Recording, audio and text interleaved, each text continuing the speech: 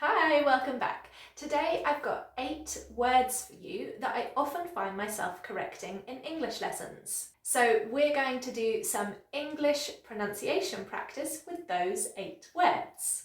Let me first say that, of course, there are many brilliant English speaker accents, so you don't need to sound exactly like me, but you do need to be understood. So by mirroring me, you'll have a clear template. Right, let's get started. I'm going to save the trickiest word, well, I think it's the trickiest word, until last when you're completely warmed up, okay? So, number 1, mortgage. Now, just to be clear, this is the money that you owe to the bank for your house, okay? That's your mortgage. Now, you'll notice that the spelling and the phonetic spelling are completely different. So really focus on that phonetic spelling and forget the actual spelling. And the other thing to do is to look at my mouth. So you're looking at the phonetic spelling and the shape of my mouth. Now, the T is silent and it's not gauge, it's gidge. So after me, 2 syllables, mortgage. Okay, good. Again, mortgage. Okay, good. And now link it together. Mortgage. Mortgage. For example, I've nearly paid off my mortgage. That means that you hardly owe the bank any money now. I've nearly paid off my mortgage. Fantastic, good job. So make sure you're repeating the words, and you can also repeat any examples that I give you. And as I said, you're focusing on that phonetic spelling and the shape of my mouth, mortgage. Okay, so keep doing all of those things as we go forward. Number 2, cough. Okay, obviously this one is quite important in the current climate with the pandemic, that you get this pronunciation correct. So if you're not sure, it just means cough. It can be a verb or a noun, and the pronunciation is with an F sound at the end. Okay, so try that one after me. 1 syllable, cough. Okay, so it's k-off, cough. Okay, fantastic. Now, as with a lot of symptoms, it sounds very natural with I've got a cough. I've got a cough. Okay, brilliant. Number 3 is fifth. Okay, so this is 1, 2, 3, 4, 5. First, second, third, fourth, fifth. Okay, so you'll notice that that F sound is completely silent, the one in the middle, not the first one. Fifth. So try that after me. Fifth. For example, it's the 5th of November today. It's the 5th of November today. Actually, let's try it with February, because that's also a tricky word. February. It's the 5th of February. Oh, can you do that one? It's tricky. The whole sentence quickly. It's the 5th of February. It's the 5th of February. That's a little tongue twister for you. Keep practicing that one. Okay, so number 4. Now this one, the problem mainly comes from where to put the word stress. Okay, so there's actually 2. We're going to look at photograph and photography. Okay, so photograph is you take a photograph and photography is the subject, but you can hear that the stress is in different places. Okay, let's start with photograph. So obviously it begins with a F sound. Watch the shape that my mouth makes. F, photograph, photograph. And you've got the stress on the first syllable there, and then it's got an sound. Photograph, photograph.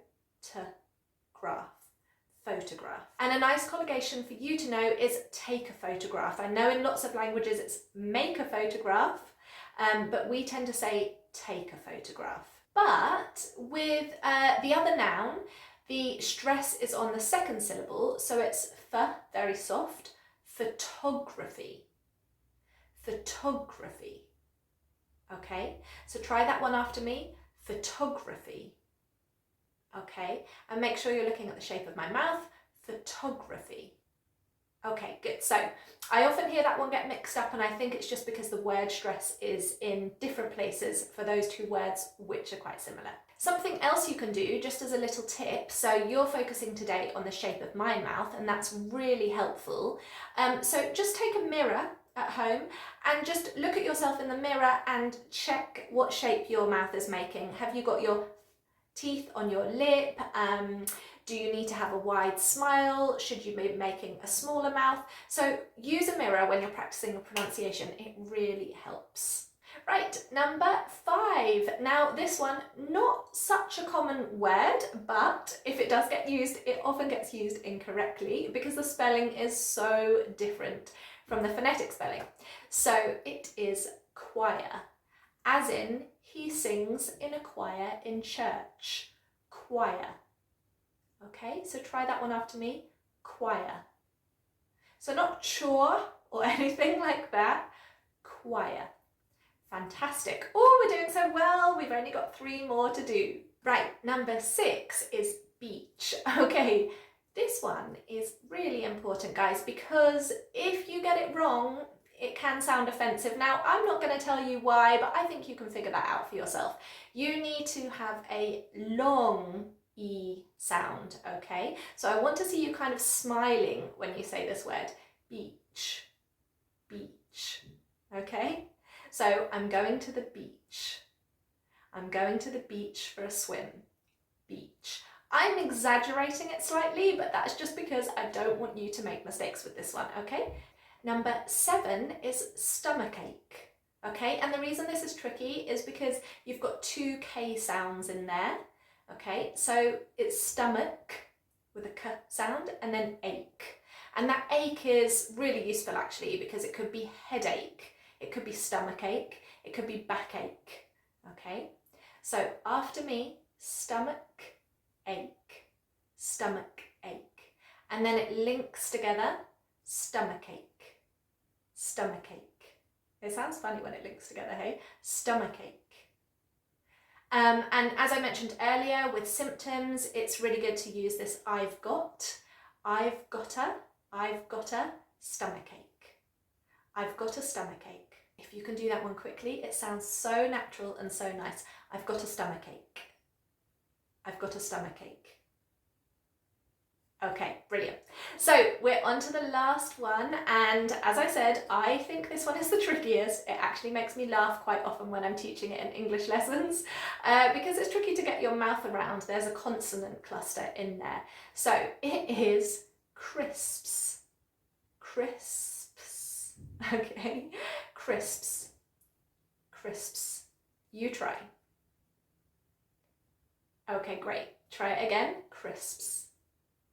I'm going to do it really slowly. Crisps.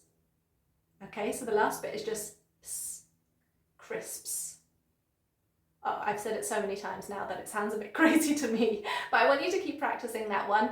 And you could go into a pub, for example, and you could say, I'd like a packet of crisps, or a glass of wine and a packet of crisps. Okay, so try putting that together. Packet of crisps, packet of crisps. Okay, brilliant. Don't get too stressed out about your pronunciation. It's actually really fun to practice. And if you make mistakes, that's okay. When we make mistakes, we remember the words, okay? So mistakes can actually be a good thing. I've got 2 more videos on tricky words, so make sure that you check those out as well, because once you've mastered all of these words, you'll just be unstoppable. Thank you so much for joining me today. I really appreciate you taking time out of your day to come and practice your pronunciation with me, and I will see you in the next lesson.